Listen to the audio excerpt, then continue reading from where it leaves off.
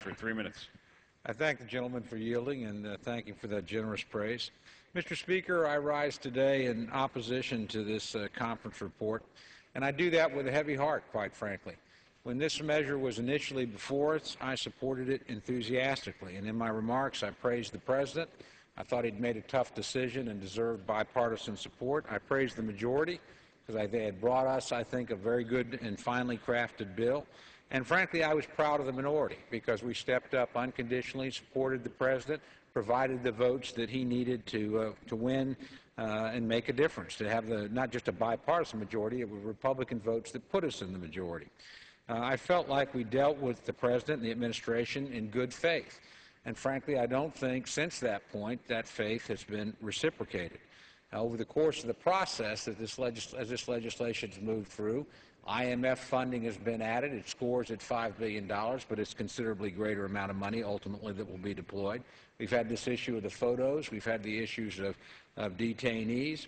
And frankly, throughout that, there's been no effort to negotiate with our side of the aisle, which did provide the funding, again, the votes needed to pass the original bill without condition. And frankly, it's almost as if there was an assumption on the other side that we would either roll over or be blackmailed or be bullied into supporting the bill simply because of the military funding in it. And I wonder whether or not, in retrospect, it was worth losing literally dozens and dozens of Republicans that were prepared to support this bill in a bipartisan fashion in order to add these other measures, which could have, frankly, been brought to the floor on their own. So I'm forced to urge the rejection of this conference report. I would hope that we could restore the military funding that was taken out. I would hope that we could strip the unrelated IMF funding.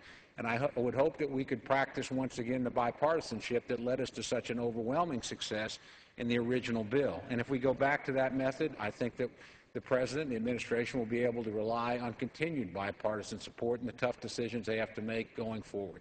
With that, I yield back the balance of my time. Balance of his time.